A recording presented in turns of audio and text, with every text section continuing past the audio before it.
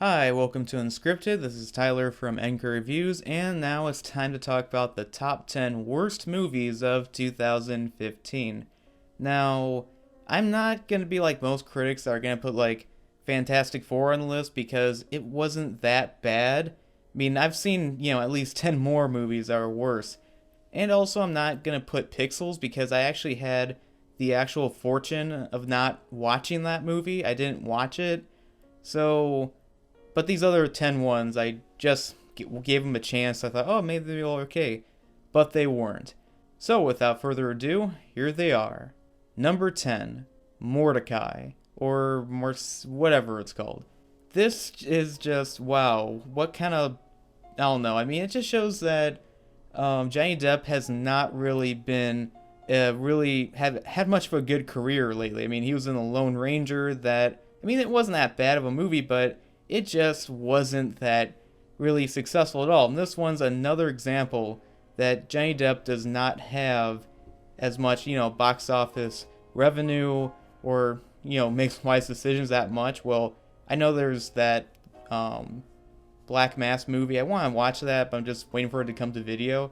But anyway, I think only if he's maybe playing Jack Sparrow in like Pirates of the Caribbean will people come in. But this was just a not very funny movie. It was trying to be like one of the more, trying to be like more of like a sophisticated comedy that would see in Europe, but it just was not. Yeah, everything else about it, I just don't really remember that much. I just remembered watching, thinking to myself, this is such an unfunny movie. Number 9, Chappie. By this point in time, I'm getting a feeling that director Emil Beckham just got lucky with District 9. The problem with Chappie is that it's pretty much a ripoff of everything from RoboCop to Short Circuit to Pinocchio and so on and so forth. You thought that, characters, Hugh Jackman's character, Sigourney Weaver's character, and so on and so forth would get majority of screen time besides Chappie. But no, instead we concentrate on these really annoying gangsters played by whoever they're called. I really hate the fact, not only did I really hate the fact that we pretty much have singers in this movie, because I've always been against singers as actors. I've always despised that fact, but also they were annoying. I mean, I was just hoping that someone actually put a bullet in these people's heads, because I'm like, this is the annoyance of like Jar Jar Binks to the third power, pretty much annoying. In fact, they were not good human beings, especially the guy character. I really hated him. But also the fact that what didn't make any sense to me is that they're part of their band, they're using their names from the band, and they listen to their music from their band they have, but yet they don't associate themselves with that. It just made no sense. Number 8, Seventh Son. Now, there actually are pretty good, action horror movies, like The Mummy, Dracula Untold, Van Helsing, but this one falls under the not-so-good ones, like I, Frankenstein and Hansel and Gretel Witch Hunters. The whole movie itself just felt like it was on autopilot the entire time. If I never seen, like, an action horror movie in my life, I kind of would have enjoyed this one more, but since I know there's much better ones out there, it is just a waste of time. Number 7. Jupiter Ascending. This is more proof that just because you have a gigantic budget doesn't mean it's going to be a good movie. What also disappointed me was the fact that the Wachowski siblings did this, and they did The Matrix. That pretty much was a game changer. But this was a boring movie. I just wasn't really that entertained. I was like, looking at the clock like, is this over yet? I mean, why? But I think after the failure of this movie, I think it just shows that the Wachowskis should not make any big budget movie, or any movie for that matter, anytime soon. And on top of that, the guy playing the villain, Eddie Raymond, I think he won an Oscar for Best Actor. Yeah, I think the Academy is really regretting their decision. Sometimes like, oh yes, I'm going to take all this place and the planets, and then I yell automatically for no reason. It just didn't make any sense. It's just laughably bad. My God. Number 6. The Lazarus Effect. Now, when you're making a bottle movie, the most important thing to do is the dialogue. We have movies like The Thing and The Breakfast Club, movies that take place in one primary location, and it works because the dialogue and the interaction between the characters are great. But this movie had really bad dialogue, and that's why it doesn't really work, not just as a bottle movie, but as a movie in general. This movie was just predictable. I knew what was going to happen a mile away. There were different death scenes that I was like, eh, moving on. Number 5, Vacation. Now, I did not see the original Vacation movie, so watching this one, I wasn't one of those people like, judging how it, compares to the quality of the original. So I came with like an open mind, and it was just bad.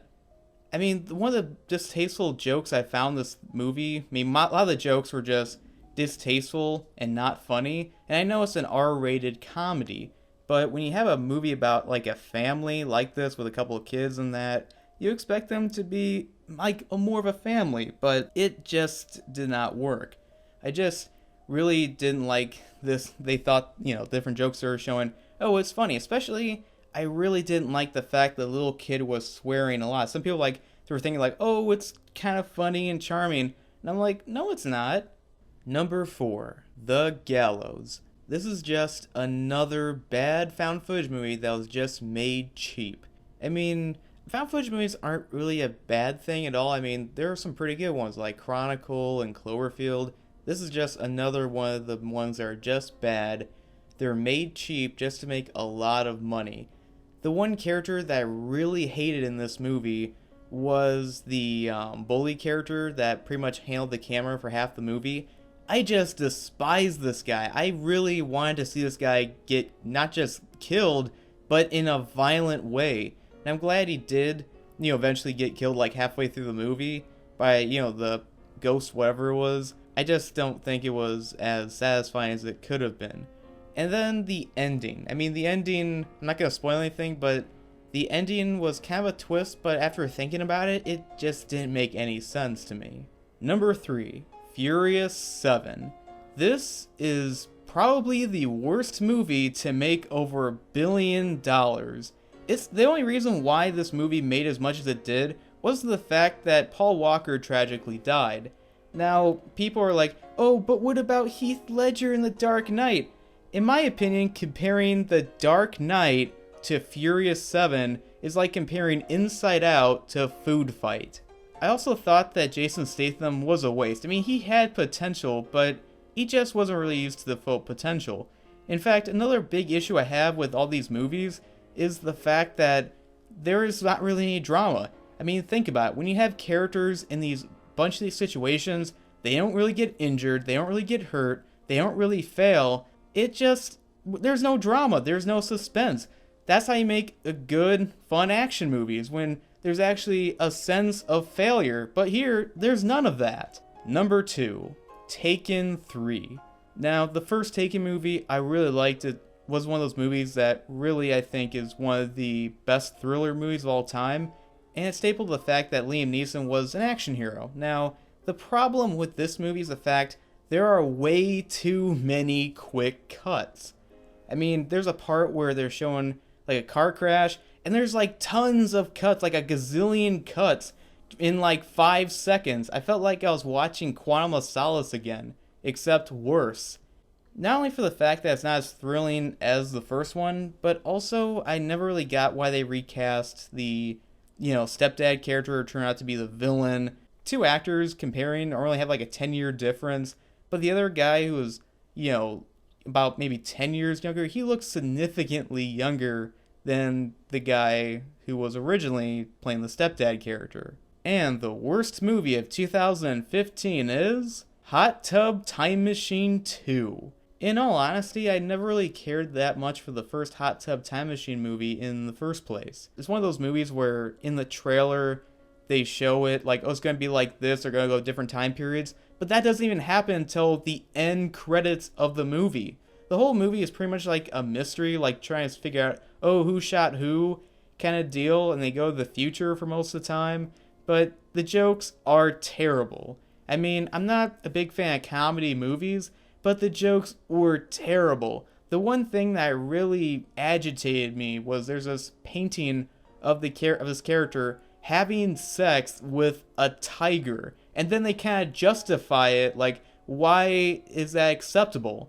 And I just really, really hated this movie. I'm not trying to be, trying to gripe on something nitpick like a lot of people would. Like, some people complain about Kylo Ren's lightsaber.